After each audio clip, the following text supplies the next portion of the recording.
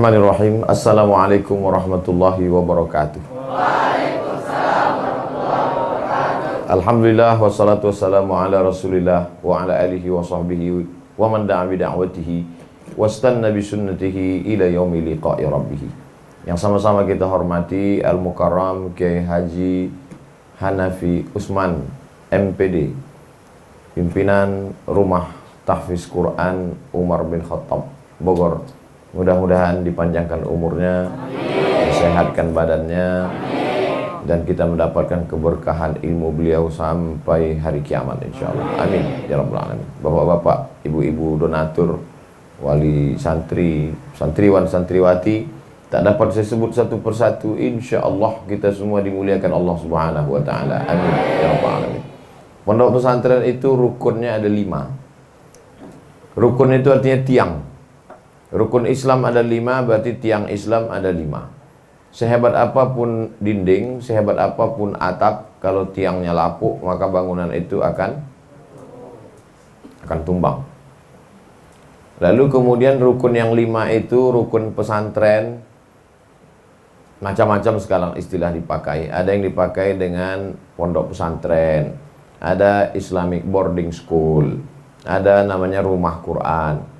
Tapi sesungguhnya substansinya adalah sama, bahwa di sana lembaga pendidikan Islam yang pelajar-pelajarnya itu mondok, tidak pulang ke rumah. Maka ada 5 rukunnya. Rukun yang pertama ada kiainya.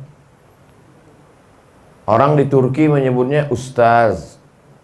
Di Aceh disebut tengku.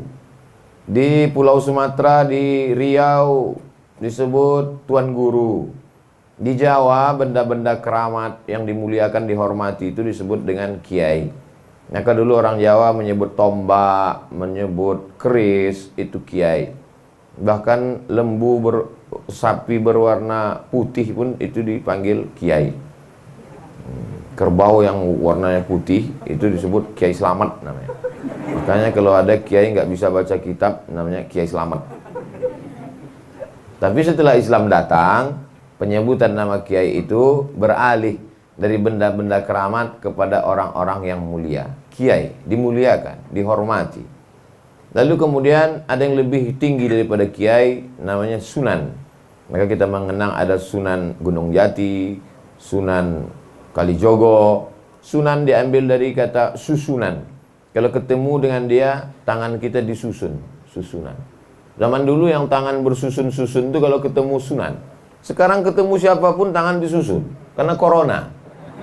Orang takut bersalaman. Nah, jadi yang pertama itu ada kiainya. Alhamdulillah kiai kita ada. Kiai Haji Hanafi Usman MPD. MPD itu Master Pendidikan. Masalah mendidik anak-anak yang tak pandai baca Quran sampai bisa ngapal Quran, itu ada di Rumah Tahfiz Quran Umar bin Khattab Bogor. Daftarkan anak Anda sebelum pendaftaran tutup pada tanggal berikut ini. 2 tahun yang lalu itu ada Pak Bupati hadir. Bupati mana tuh Ustaz? Aceh Tengah. Berarti Aceh Tengah. Anak yang paling cepat menghafal Quran waktu itu anak 6 bulan 15 hari hafal Quran. Itu luar biasa. Jadi kiai itu dulu pernah kami buat seminar internasional tentang pendidikan Islam di Indonesia di Maroko. Pesertanya waktu itu PPI, Persatuan Pelajar Indonesia dari seluruh dunia. Dari Prancis pun hadir. Waktu itu Macron belum jadi presiden lagi. Lalu kemudian ditanyalah kepada narasumber, Pak Kiai, apa beda kiai zaman dulu sama kiai zaman sekarang? Dijawablah sama Kiai Haji Mustafa Bisri. Kata beliau, kiai zaman dulu itu dia lebih dulu bangun daripada santrinya.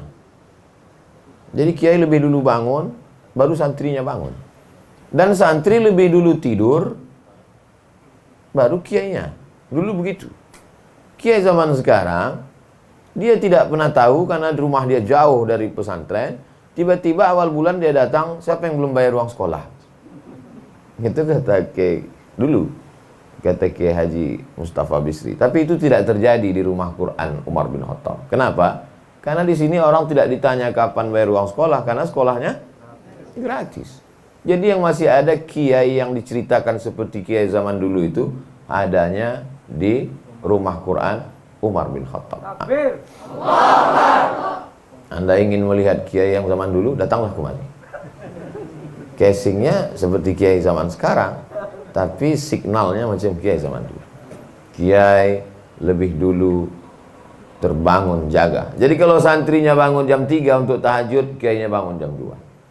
Kalau santrinya tidur jam 10, maka kiainya tidur jam 12. Dia mengontrol kamar ke kamar, apakah santri. Beda sama guru di sekolah. Guru di sekolah hanya dari jam 8 pagi sampai jam 4 sore. Tapi kiai, dari mulai bagaimana tempat tidurnya rapi, dari malam bagaimana melipat pakaian, diperiksa semua kuku santriwan santriwati. Dia tahu mana yang udah mandi, mana yang belum. Dia tahu mana kerahnya, ada kitab kuning apa tidak, Arab gundul. Dia tahu bau santri itu, tahu dia. Lain orang lain baunya. Dari mana Ustaz mengatakan bau manusia itu lain? Coba baca tentang kisah Nabi Yakub alaihissalam. Nabi Yakub itu sampai buta matanya, dipisahkan dari Nabi Yusuf. Tapi begitu dia mencium, inni la ajidu riha Yusuf, aku mencium bau Yusuf. Dicium oleh dia. Jadi jangan macam-macam kalian. Belum mulai buka mata, cium baunya. Nah, ini lain baunya. Bau ikan panggang. Jadi kiai ini luar biasa. Jadi Ustaz Somad dulu cita-citanya sebetulnya apa? Cita-cita saya dulu jadi kiai. Saya dulu maunya pulang dari Maroko, beli tanah, buat kolam ikan, tanam kangkung, tanam ubi, buka pesantren, ngajar, lalu kemudian malam ceramah di kampung, maunya gitu dulu. Tapi kemudian saya, kata almarhumah ibu saya, kau kan S1 Al-Azhar, S2 dari Maroko, cobalah kau dulu jadi dosen. Aku ingin kau jadi dosen, kata dia. Iyalah mak, kata saya. Ikut saya jadi dosen, lulus. Habis itu saya ceramah di masjid-masjid, direkam. Habis itu diusir-usir, viral. Nah, ini ceramah, tapi cita-cita saya tetap, sebelum saya mati saya ingin tetap jadi kiai di pondok pesantren. Dan alhamdulillah, belum saya jadi kiai, masjidnya udah jadi duluan. Masjid Al-Musola. Masya Allah. Terus terang, kalaulah tidak segan nangis di depan anak-anak, udah nangis saya. Tapi saya tahan, nanti saya nangis takutnya kata jamaah, alah paling nangis kena asap ikan bakar. Jadi cita-cita saya, kalau titel rasanya udah panjang sekali. Sampai penuh itu tadi prasasti itu. Profesor, Doktor, Kiai Haji Abdul Somad, LC, DSA, PhD. Itu pun masih kurang lagi. Datuk Sri Ulama, Setia Negara, KI Jaga, Mangkudilaga.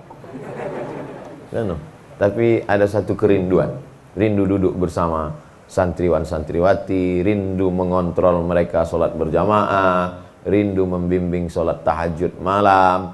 Tapi kalau saya tinggalkan tabligh akbar penyemangat umat keliling ini, saya dilema. Satu sisi saya dikatakan, Ustadz semangat terus keliling, bangkitkan semangat kami. Jadi saya keliling lagi. Sampai kapan ini Pak Ustadz? Ya sampai orang capek mendengar atau saya capek ceramah. Tapi sebelum mati tetap ingin mengajar di pondok pesantren. Pesan yang ingin saya sampaikan sebenarnya adalah para ustadz yang sudah ada di pesantren ini nikmat besar. Berapa banyak orang ingin jadi guru mengajar di pesantren, tak tercapai cita-citanya. Tak tercapai. Niatnya ada, santrinya nggak ada. Niatnya ada, tanahnya tak ada. Ini lengkap semua. Masjid di atas air, inilah dia. Di Maroko ada masjid di atas air, laut Mediterania, didirikan oleh Raja Hasan II. Tertulis, wa kana arsyuhu 'alal ma'. Singgasana di atas air. Di atas laut. Tapi ini lengkap di atas air, ada ikannya di bawah. Ikan mentah dan ikan matang. Ada semua. Cantik, indah. Dulu saya melepas ikan itu di sini 2 tahun yang lalu. Mungkin ikan-ikan yang saya lepas itu sudah punya cucu cicit. Cucu-cucunya itu yang sedang dibakar itu. Ini terus terang saya tak bisa lama tausiah ini karena hilang fokus saya menengok mereka. Tapi 5 rukun itu tetap akan saya sampaikan. Guru santriwan yang disebut dengan kiai itu tidak bisa dibayar dengan uang. Apa sanggup kita membayar jerih payah, tetes puluh keringat air mata mereka dari mulai bangun pagi sampai tidur malam? Tak bisa kita bayar. Maka ini ada seninya. Sesuatu kalau kita cintai, kita nikmati. Kalau mencintai santriwan, santriwati, mengajar itu seni, senang kita, maka nikmat. Tapi kalau kita stres, tidak suka, depresi. Maka saya sampaikan kepada para ustadz, para kiai, kalau memang ini dinikmati, itu insya Allah panjang umur. Tapi kalau tidak, kita jadi stres, depresi, silap-silap bisa nyemplung ke kolam ini. Kenapa? Karena dia suntuk. Tapi saya yakin dan percaya, Al-Quran itu adalah obat. Karena Allah mengatakan, wa nunazzilu minal Qur'ani ma huwa syifa. Kami turunkan Al-Quran itu syifa, sebagai obat, penenang jiwa. Orang yang datang dari kota besar, hiruk pikuk, galau, datang kemari tenang pikirannya.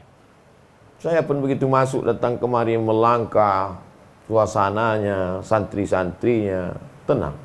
Sempat agak suntuk tadi sejenak, membayangkan WC yang 6 tadi. Dalam hati saya, nanti saya akan, waktu tadi Ustadz Hanafi Usman mengatakan, kita kekurangan 6 WC. Dalam hati saya, nanti aku akan ngasih WC 1 dalam hati saya. Tapi tak saya bilang dalam hati saya. Habis itu pas selesai, langsung Ustadz Hanafi bilang, Ustadz, Pak Riko menyanggupi 6 WC, kata. Dalam hati saya, wah, aku tadi udah sempat niat 1. Berarti nggak jadilah. Tetap saya kasih, tapi tidak untuk WC itu. Saya diduitkan aja nanti. Nanti saya titipkan ke Ustadz Hanafi.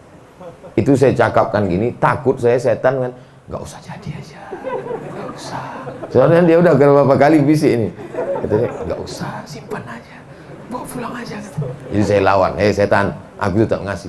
Kata setan, gagal deh. Itu tujuannya saya sebutkan ini. Jadi berbahagialah para ustadz. Santriwan-santriwati ini nanti akan menjadi gubernur. Akan menjadi bupati. Akan menjadi tentara. Akan menjadi arsitek. Akan menjadi pengacara. Tidak ada pun satu pun yang jadi ustadz. Karena mereka adalah bupati yang ustadz, pengacara yang ustadz, hakim yang ustadz, polisi yang ustadz, dan tentara yang ustadz. Itu bedanya. Di tempat lain dicetak menjadi ustadz, sini tidak. Dari mana ustadz tahu? Mereka udah pakai dasi dari sekarang. Diplomat sudah siap ditempatkan di seluruh dunia. Ada yang di kutub utara, balik jadi es batu. Tapi mereka luar biasa. Al-Quran di kepalanya. Begitu disuruh ceramah, arigato. Saya bahasa Jepangnya yang ingat saya cuman itu aja, arigato. Oh, ada satu lagi. Perempuan hamil mandi di tepi pantai. Kukira kura-kura.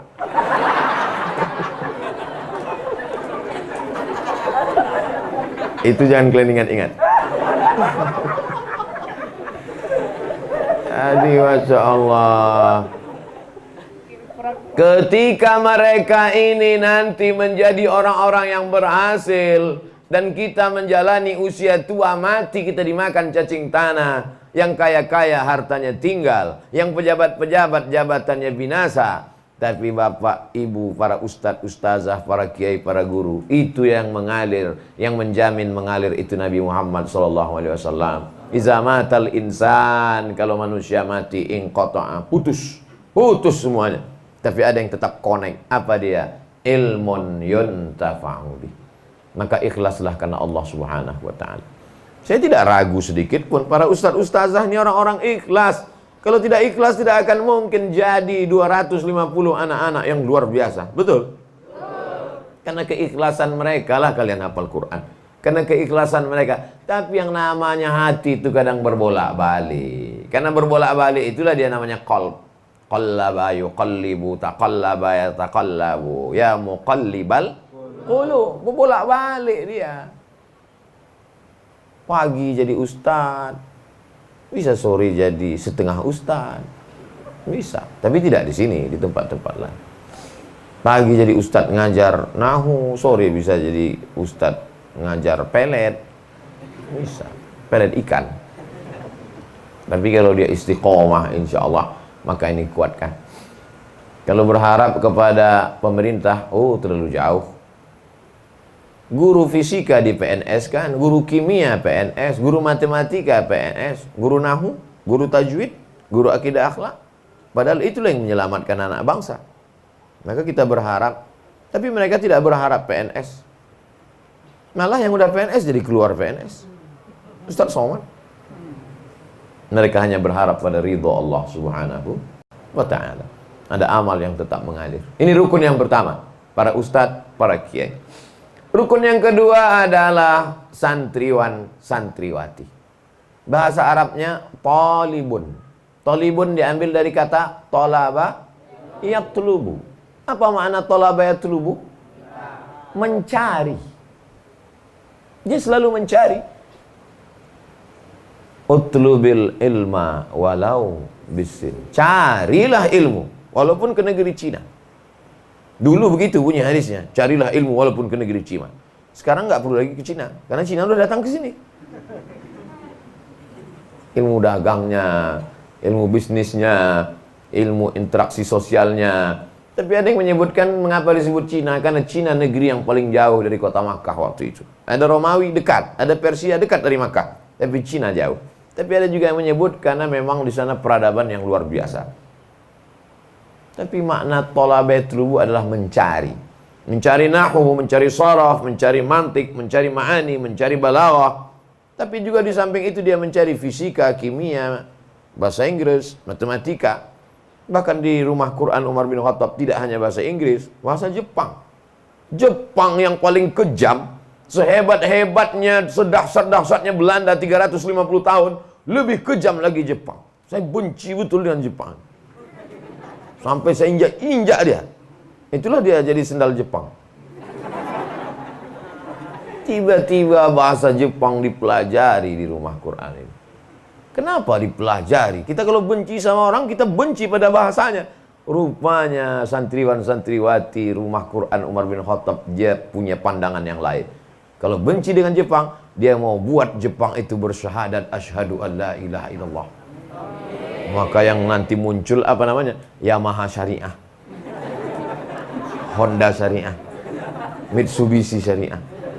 Disunatnya semua Yamaha, Mitsubishi, Toyota itu sunatnya semua. Jadi lain cara dia. Man arafa lughata qaumin amina makrahum. Siapa yang paham bahasa suatu negeri, maka dia akan aman dari tipu daya, tipu muslihat negeri tersebut. Yahudi paling jahat, Yahudi paling luar biasa, membunuh nabi-nabi. Yuzab kullama ja'akum rasulun bima la tahwa anfusukum mustakbartum fa fariqun fakadzabtum wa fariqun taqtulun. Kalau kamu datang terhadap suatu negeri, lalu kemudian nabi-nabi datang kepada mereka tak sesuai dengan hawa nafsu mereka, maka sekelompok nabi-nabi itu mereka bunuh, sekelompoknya lagi mereka sakiti. Begitulah hebatnya Yahudi. Tapi Nabi menugaskan sahabat untuk belajar bahasa Yahudi. Nama sahabat itu Zaid bin Thabit. Ta'allamtuhu wa hadaqatuhu. Aku belajar bahasa Yahudi itu, wa hadaqatuhu, dan aku faham sefaham-fahamnya. Berapa lama dia belajar bahasa Yahudi? Nisfa syahrin, setengah bulan. Setengah bulan dia belajar bahasa Yahudi. Begitu cerdasnya dia. Ananda sekalian yang sudah belajar bahasa Inggris, tadi sudah saya dengar bahasa Inggrisnya mantap, bahasa Jepangnya mantap, bahasa Sundanya, apalagi kumaha atuh damang. Maka insya Allah ini menjadi alat berbahasa. Pakaiannya sudah bersih, pakai dasi, pakai sorban, pakai peci, penampilannya sudah, gizinya pula sehat, lengkap semuanya, makanannya lengkap, olahraga lengkap. Kita disuruh alimu auladakum as-sibahah war-rimayah, ajarkan anak-anak kamu berenang dan memanah. Memanah di sini bebas, semua bisa dipanah burung-burung. Berenang pun tinggal habis keluar assalamualaikum warahmatullahi wabarakatuh, berenang langsung bawah. Sehat-sehat fisiknya semua. Di luar sana anak-anak merokok, cabut dari sekolah, merokok, pakai lem kambing.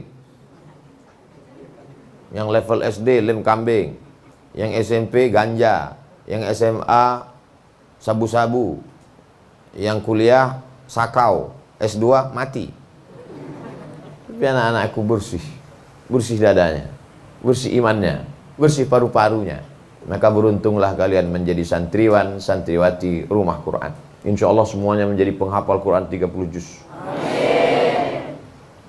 Apa ya jadi penghafal Quran? Paling-paling nanti jadi imam sholat tarawih. Ini pengetahuan yang tidak diupdate. Paling banyak dapat beasiswa Fakultas Kedokteran Universitas Islam UII, Universitas Islam Indonesia Yogyakarta. Paling banyak dapat beasiswa Fakultas Kedokteran adalah penghafal Quran. Ustaz tahu dari mana? Baca korannya? Enggak, saya sampai ke sana, rektornya yang ngomong. Paling banyak di sini penghafal Quran dapat beasiswa. Yang mau jadi dokter, yang mau jadi dokter angkat tangan. Enggak ada. Mereka malu, mereka tawadu. Bagi mereka cukup dalam hati, guys. Masih viral tentara angkatan laut apa angkatan udara waktu itu dites suruh baca Al-Quran, penghafal Quran. Datang SMS ke tim UAS, pembukaan khusus penerimaan tentara penghafal Quran. Maka generasi ke depan adalah generasi Qurani. Kalian bisa pilih cita-cita mau apa. Bahwa ada di antara kalian yang pergi ke Mesir, ke Al-Azhar, biasa. Memang dari dulu anak pesantren ke Azhar. Ada yang pergi ke Madinah, biasa. Tapi saya ingin kalian adalah orang-orang yang luar biasa. Spesialis otak. Al-Hafiz, penghafal Quran. Bangga apa tak bangga? Bangga. Ceramahnya ketika di masjid dia cerita tentang mukjizat-mukjizat. Jamaah sekalian, manusia itu diciptakan dari nutfah berubah menjadi alaqah, dari alaqah berubah menjadi mudghah, berubah dari fakasawna al-'idhama lahma, thumma ansha'nahu khalqan akhar, fatabarakallahu ahsanul khaliqin. Betapa bangganya umat ini menjelaskan tentang proses penciptaan manusia dari sperma berubah menjadi darah, berubah menjadi daging, menjadi tulang, tulang dibalut daging, menjadi manusia. Yang menjelaskan adalah orang hafal Quran dan dia adalah seorang dokter. Masuk akal apa tak masuk akal? Masuk akal. Coba kalau Abdul Somad yang menjelaskan itu, orang bingung semua. Betul apa enggak ini? Ngerti enggak dia masalah kedokteran? Man takallama fi ghairi fannihi ata bil ajaib. Siapa yang bicara bukan pada bidangnya, ngomongnya ajaib-ajaib. Aneh-aneh. Dokter pun bingung. Bapak selama jadi di Fakultas Kedokteran pernah dengar penjelasan seperti Ustaz Somad ini? Belum. Ini dapatnya dari mana nih? Google. Maka keyakinan orang bertambah. Kalau kalian menjadi orang-orang hebat, menjadi hakim, menjadi jaksa, menjadi pengacara, maka kalian bisa membela umat yang tertindas, yang tak punya uang untuk membayar pengacara karena tanahnya diambil oleh penguasa, perusahaan, dan lain sebagainya. Siap menjadi penguasa? Siap menjadi pengacara? Siap menjadi dokter? Siap menjadi polisi? Siap menjadi tentara? Takbir! Generasi inilah generasi yang enak dipandang, sejuk dipandang mata. Qurrata a'yun, yang selalu didoakan oleh ayah ibu kalian. Rabbana hablana min azwajina wa dzurriyyatina qurrata a'yun, sejuk dipandang mata, enak dipandang mata. Bahasa Inggrisnya good looking. Good, bagus. Looking, look. Good looking, enak dipandang mata. Ganteng-ganteng orang. Untung saya tak ada anak perempuan. Kalau ada saya booking satu. Hafal Quran, sehat, bahasa Inggris bisa, bahasa Jepang bisa. Nanti kalau jalan-jalan ke Jepang, mereka guide-nya. Iki piro masih Ci? Ini santrinya. Jadi kalian tahan-tahan di sini sampai 6 tahun ya Ustaz? Sampai 6 tahun, tamat. Setelah 6 tahun kalian akan terbang sejauh mata memandang. Dan setelah itu nanti kita akan adakan reuni akbar alumni Rumah Quran Umar bin Khattab Bogor. Penceramah tahun 2050 nanti kita adakan. Penceramah. Waktu itu sebagian bapak-bapak ini udah meninggal. Saya masih hidup. Penceramah reuni akbar angkatan 2020 diadakan 2050. 2050 waktu itu umur saya 2040 umur saya 63. 73. Oh, udah nggak bisa naik pesawat lagi. Kita pakai streaming aja lah. Pakai aplikasi Zoom. Andai pun saya mati, saya tidak berkecil hati. Kenapa? Karena pahala tetap mengalir ke makam saya. Amin. Kenapa kalian aminkan? Berarti mau saya cepat mati. Rukunnya 2 sudah. Guru sudah ada. Santri sudah ada. Tapi guru sama santri tidak akan bisa duduk bersama kalau tidak ada tempat duduknya. Apa itu? Masjid. Maka dulu santri sama ini rumah kiai, ini masjid. Itu selalu berseberangan. Coba pergi ke Gontor Darussalam. Ini masjid, ini rumah kiai. Rata-rata susunannya begitu. Kenapa? Karena memang disitulah dia. Kiai menjadi magnet. Magnet itu kalau diletakkan maka semua besi-besi yang ada di sekeliling menarik dia. Di mana ada gula di situ ada semut. Dan mereka selalu mengkaji di masjid. Dulu kelas tidak ada. Sebelum ada Belanda datang, itu makanya disebut dengan santri sorogan. Duduk. Orang Arab menyebutnya halaqah. Halaqah artinya lingkaran. Kiai duduk, lalu santri berkeliling baca kitab kuning. Lalu kemudian mulai pakai kelas-kelas. Terserah mau pakai kelas, mau pakai saung. Dan sekarang orang mulai bosan pakai kelas, terkungkung pikirannya sempit. Maka muncullah apa yang disebut dengan sekolah alam. Sekolah di bawah pohon kayu, sekolah di saung, sekolah tidak lagi terikat pada kelas. Dan inilah yang diajarkan Nabi Muhammad SAW. Nabi tak ada ngajar pakai kelas. Nabi sholat, Nabi duduk di Masjid Nabawi dikelilingi oleh para sahabat. Man salaka tariqan, siapa yang melewati suatu jalan, yaltamisu fihi ilman, dia mendapatkan ilmu di jalan itu. Sahalallahu lahu bihi tariqan ilal jannah, dimudahkan Allah jalannya menuju surga. Jadi masjid sebagai tempat peradaban Islam dibangun dari masjid. Lalu kemudian muncul kelas. Yang mau pakai kelas nggak salah. Tapi sekarang buktinya beberapa sekolah tidak pakai kelas. Namanya apa? Sekolah agrokultural. Namanya apa? Sekolah homeschooling. Homeschooling nggak pakai kelas. Belajar di rumah. Sekolah alam. Belajar di bawah pohon kayu, belajar di tepi kolam, belajar di saung-saung. Karena itu kan hanya cara untuk memasukkan transformasi ilmu ke dalam akal pikiran, ke dalam hati, sehingga menjadi manusia-manusia bermanfaat, calon-calon pemimpin masa depan insya Allah. Amin. Tapi semuanya berawal dari masjid. Peradaban Islam yang begini hebat ini berawal dari mana? Dari Masjid Nabawi yang hanya 22 meter panjangnya, ke belakang itu hanya 15 meter. Disitulah dicetak Abdurrahman bin Auf. Disitulah dibentuk Abdullah bin Umar. Disitulah dididik Abu Hurairah radhiyallahu an. Maka saya yakin dan percaya dari masjid ini pula lah akan lahir pemimpin-pemimpin seperti sahabat Nabi dulu yang dididik oleh Nabi Muhammad SAW. Habis subuh mereka diajak berzikir, belajar.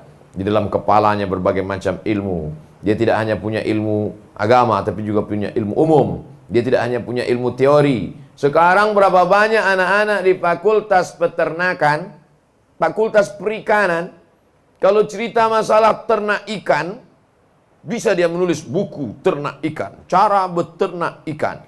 Tapi ternyata seumur hidup tidak pernah beternak ikan. Beternak ikan di atas kertas.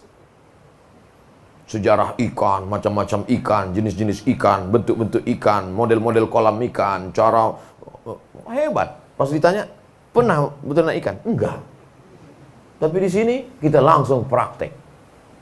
Maka ini adalah ilmu terapan. Begitu tamat dari sini, tidak semuanya jadi ustadz, tidak semuanya jadi pejabat, tidak semuanya jadi pengusaha, tapi entrepreneur. Kamu tamat dari rumah Quran? Ya Ustadz Somad. Waktu Ustadz dulu datang ke pondok kami, saya waktu itu ada.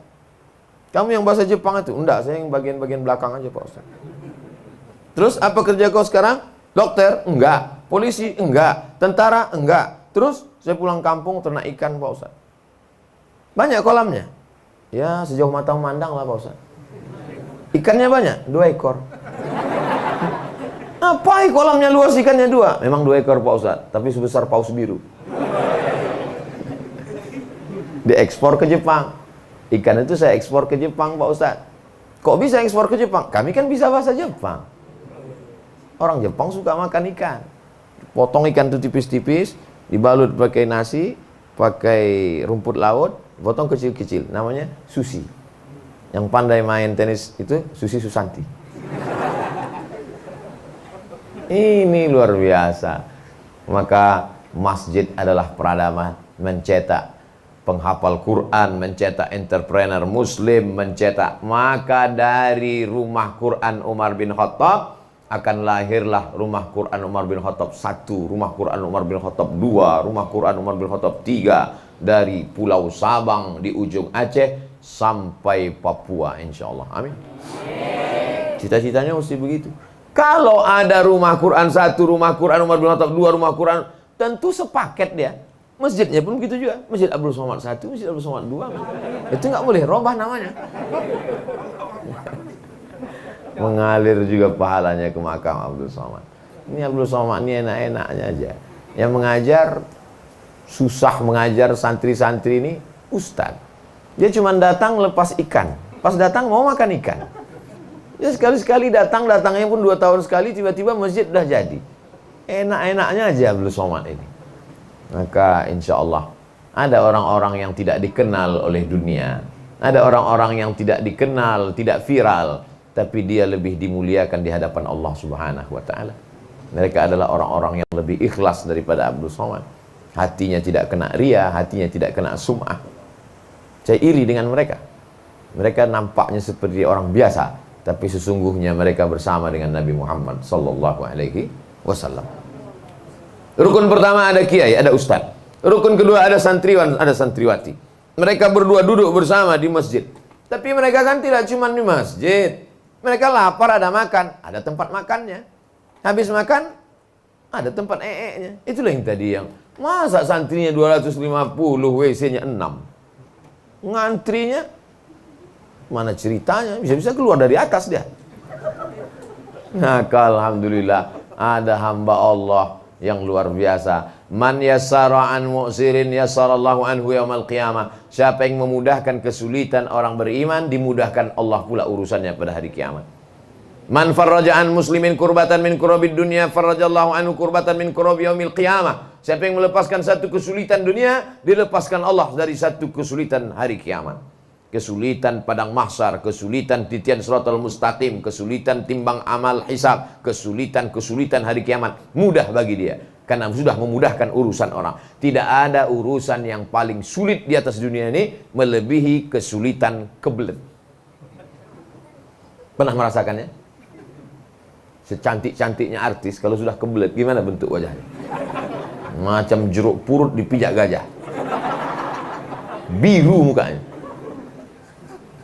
Jangan bayangkan. Tiba-tiba datang WC, sekali datang 6. Ini banyak orang yang logika berpikirnya sekarang nih kacau. Man bana masjidan banallah mislahu baitan fil jannah. Siapa yang bangun masjid, dibangunkan istana di surga.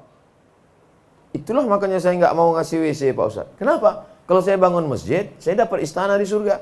Kalau saya bangun WC, masa dapat WC di surga? Inilah orang berpikirnya nggak begitu. Di surga itu nggak ada WC.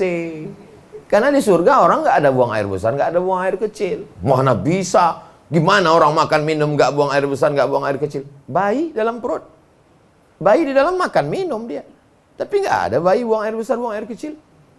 Untuk memahami bayi dalam janin, dalam perut aja kamu nggak bisa, apalagi dalam surga. Surga itu mala a'yunun ra'at, wala udhunun sami'at, wala khatara ala qalbi bashar. Tak pernah terlintas di dalam pikiran, tak pernah dilihat mata, tak pernah terdengar telinga. Itulah surga. Jadi jangan nanti dikatakan, alah bapak itu kemarin buat WC, paling-paling di surga dapat WC. Enggak begitu logika berpikirnya. Sudah memudahkan segala urusan santriwan-santriwati, dan WC itu akan dipakai sampai hari kiamat insya Allah. Tulis itu nanti, WC ini dipakai sampai hari kiamat. Rukun yang keempat, di sana ada yang dipelajari. Apa dia? Kitab kuning. Dulu disebut kitab itu kuning karena percetakannya di Surabaya pakai kertas dari ubi kayu, diolah, dicampur jadi kertas kuning. Sampai di Kairo, santri-santri ini belajar di Al-Azhar, kitabnya putih. Terus ditanya sama orang tuanya, kamu di Azhar belajar kitab kuning? Putih, Mak. Kertas di Mesir, putih. Kertas itu dari mana? Dari tempat kita. Pokok kayunya di mana? Di tempat kita. Diolah dalam bentuk pulp and paper. Pulp, bubur. Bubur, kertas itu diolah, kayu-kayu itu dimasak jadi bubur. Kayu kan hitam, Pak Ustadz, kok bisa jadi putih? Getah hitamnya dihilangkan dengan batu kapur. Batu kapurnya juga dari tempat kita. Kertas-kertas yang mahal diekspor keluar. Yang kuning tetap dipakai tempat kita. Makanya buku-buku Abdul Somad warnanya kuning. Kenapa dicetak pakai kertas kuning? Murah. Yang putih, yang cantik diekspor. Lalu kemudian bacalah kitab kuning. Walaupun nanti warnanya putih, maka membaca kitab kuning. Kitab kuning itu tidak ada dalam bahasa lain. Itu hanya ada dalam bahasa Arab. Bahasa Arab lah yang ada baris atas, baris bawah. Bahasa Indonesia nggak ada. Bahasa Inggris tak ada. I see Muhammadan. This is Muhammadun. I am walking with Muhammadin. Ada? Tak ada. Bahasa Jepang ada? Ada bahasa Jepang? Baris atas, baris bawah, baris depan ada? Tak ada. Itu hanya ada dalam bahasa Arab. Hadza Muhammadun. Ra'aitu Muhammadan. Marartu bi Muhammadin. Ashhadu anna Muhammadan. Ashhadu anna Muhammadan Rasulullah. Kenapa Muhammadan? Karena isim inna. Asalnya Muhammadun. Begitu datang inna, ashhadu anna Muhammadan. Abdus Somad. Kalau dipanggil ya abda, jadi munada. Itu hanya ada dalam bahasa Arab. Dan itu yang dipahami. Itu bukan asal-asalan membarisinya. Dan imam kalau tidak jelas dia baris atas baris bawah, dia bisa kacau. Makmumnya kritik, imamnya bingung. Inna anzalnahu fi lailatul wa ma adraka ma lailatul bingung nih, lailatul apa lailatul ya? Tapi kalau dia yakin nahunya mantap, semua makmum mengkritik, sekali lailatul tetap lailatul. Inna anzalnahu fi bingung. Kalau ada huruf jar sampai mati tetap baris bawah kasroh. Inna anzalnahu fi lailatul qadr wa ma adraka ma lailatul. Kenapa ragu? Jangan nanti karena bingung biar apa? Wa ma adraka ma lailat. Disukunkan semuanya. Baca kitab sukun semuanya. Nggak bisa begitu. Nah, ini kitab kuning ini. Kenapa kita mesti belajar kitab kuning? Karena bahasa Arab, Qur'annya bahasa Arab, hadisnya bahasa Arab, fikih bahasa Arab. Kan udah ada terjemah Pak Ustadz. Lain bahasa terjemah. Anak-anakku nanti akan menerjemahkan buku-buku ini insya Allah. Amin. Sampai hari ini tidak ada orang sholat pakai bahasa Indonesia. Walaupun kalian hebat bahasa Inggris, tak ada. Rabbighfirli, please forgive me. Warhamni, bless me. Tak ada. Inna sholati, my praying. Wa mahyaya, my life. Wa mamati, my die. Lillahi ta'ala, for you, oh my God. Nggak ada itu. Kita tetap pakai bahasa Arab. Kalau ada orang sholat tidak pakai bahasa Arab, sholatnya batal. Maka bahasa Arab ini kalian akan sampaikan. Ini penting. Adapun bahasa Inggris, bahasa tak perlu Ustadz Somad suruh kami belajar bahasa Inggris, bahasa Jepang. Kami sudah mempraktekkannya. Dan kami sudah mendengarnya secara nyata. Dan kami sudah melihatnya secara nyata. Pas terjemahan Quran bahasa Jepang tadi, tak bisa kami menahan senyum. Senyum sedikit. Rukun yang pertama, ada kiai, ada ustadz, ada ulama. Rukun yang kedua, ada santriwan, ada santriwati, ada penuntut ilmu. Rukun yang ketiga, mereka bersama di masjid. Dan masjid itu ada di sekelilingnya rumah, ada asrama, ada tempat belajar, ada WC, ada toilet, ada sarana olahraga, ada ruang pertemuan. Yang keempat, apa yang mereka kaji? Mereka kaji di sana Al-Quran, hadis, fikih, usul fikih, qawaidul fikih, ulumul hadis, mustalah hadis, rijalul hadis. mukhtaliful hadis, tafsir, ulumul Quran, arud qawafi, tajwid, semua ilmu-ilmu keislaman. Tapi juga mereka di sana belajar tentang ilmu entrepreneur, bercocok tanam, bagaimana menanam jeruk, bagaimana menanam ubi, bagaimana beternak ikan, bagaimana arsitektur, membuat bangunan, bagaimana cara membuat masjid di atas air. Nah, itu semua dipelajari semua. Lalu kemudian yang terakhir adalah di antara rukun pesantren itu tidak bisa dilepaskan. Mereka punya ilmu bagaimana berkomunikasi, interaksi sosial yang baik. Sayang kepada anak bukan diletakkan di rumah, dikasih kamar, di kamar itu ada TV-nya, di kamar itu ada bioskopnya, dikasih mobil, dikasih motor. Bukan. Sayang kepada anak dilepas dia ke pondok pesantren supaya dia bisa berinteraksi sosial dengan orang lain. Saya belajar di Madrasah Muallimin Al-Wasliyah. Habis itu di pondok pesantren Darul Arafah. Habis itu Madrasah Muallimin Al-Wasliyah. Habis itu Madrasah Nurul Falah. Dengan banyak belajar itu, banyak kenal orang, banyak berkomunikasi dengan orang. Bagaimana kita berteman? Berteman dengan orang Aceh, begini komunikasinya. Teman dengan orang Jawa, berteman dengan orang Sumatera Utara, macam-macam. Berteman dengan orang Sunda, lembut, sampai tak terdengar suara. Kau dari mana? Bertemu pula sama orang Medan. Bertamu di rumah orang Medan. Dulu waktu di Mesir macam-macam jumpa. Rumah orang Medan. Makan gitu. Ngamuk. Takut semua yang dari Jawa takut. Saya bilang ini kawan kita dari Medan. Di Medan memang keras suaranya karena di sana banyak gunung, angin kencang. Nah, itu macam dia bukan marah, memang gitu setelannya. Jadi sedang berkomunikasi. Sehingga kalau kita paham sifat tabiat orang, kita tidak terkejut.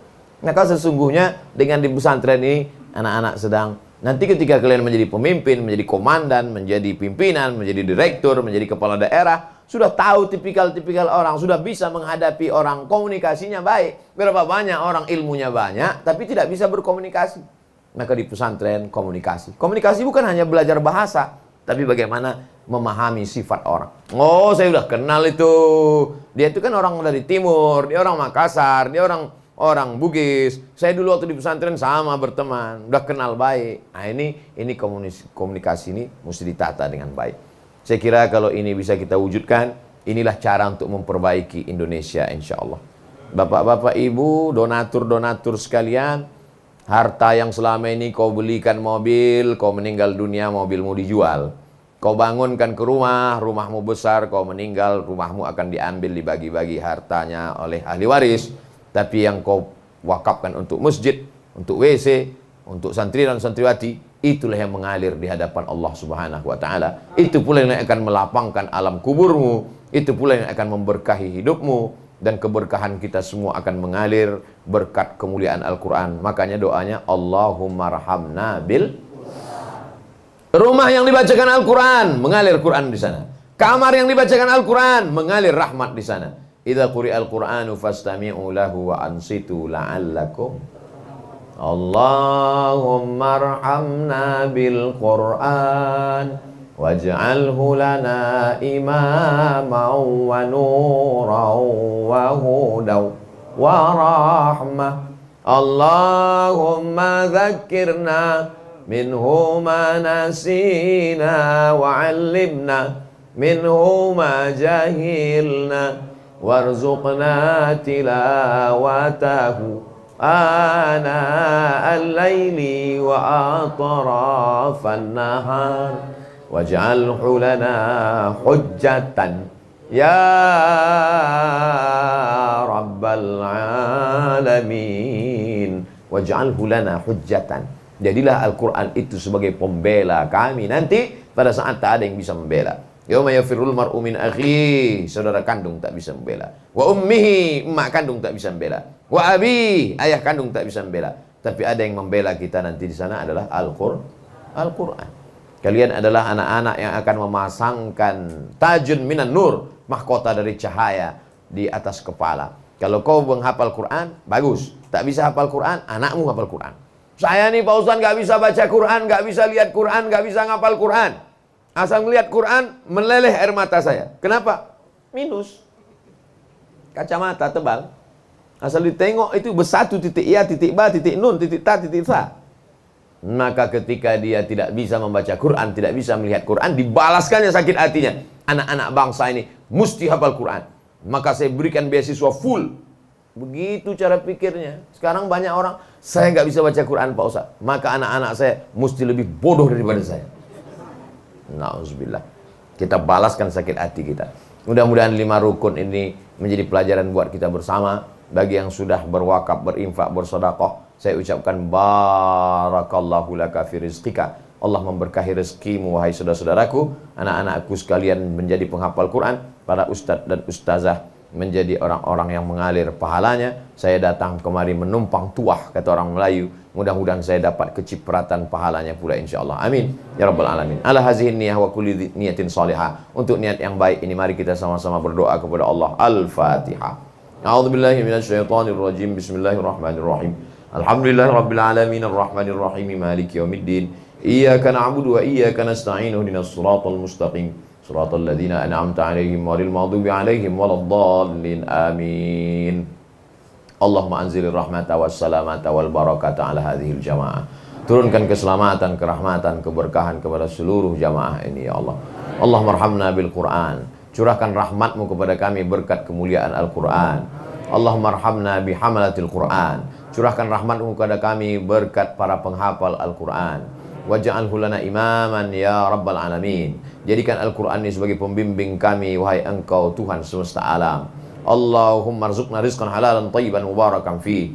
Saudara-saudara kami yang sudah bersedekah, berwakaf, berinfak, berikanlah rezeki yang halal dan barakah supaya bisa melanjutkan infak wakaf sedekahnya sampai hari kiamat ya Allah. Mengalir pada saat semua amal terputus, melapangkan kubur, menerangi alam barzah, menjadikan alam barzah terang benderang sejauh mata memandang. Ya akramal akramin, akrimna, muliakan kami, wala tuhinna, jangan kau hinakan kami.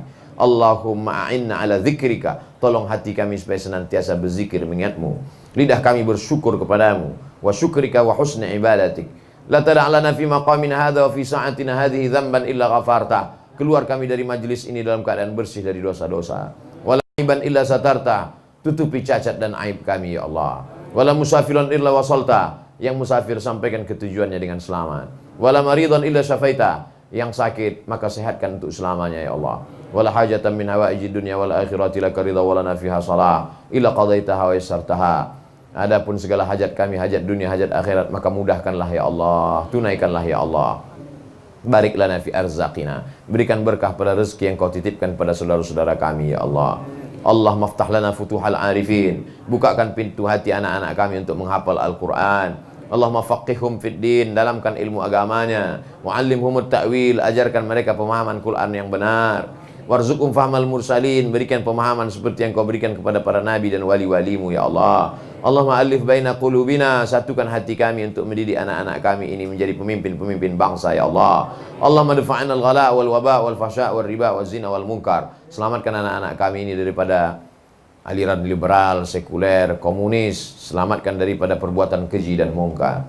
Allahumma khtim lana bi husnil khatimah wa la takhtim alaina bi su'il khatimah. Allahumma ja'al akhir kalamina inda intihai ajalina, jadikan akhir kalam kami ketika ajal kami sampai, yang terakhir keluar dari mulut kami la ilaha illallah Muhammadur Rasulullah sallallahu alaihi wasallam. Rabbana atina fid dunya hasanah wa fil akhirati hasanah wa qina adzabannar. Wa sallallahu ala sayyidina wa maulana wa syafi'ina Muhammad wa ala alihi wa sahbihi wa sallam. Walhamdulillahi rabbil alamin. Taqabbalallahu minkum minna wa minkum taqabbal ya karim.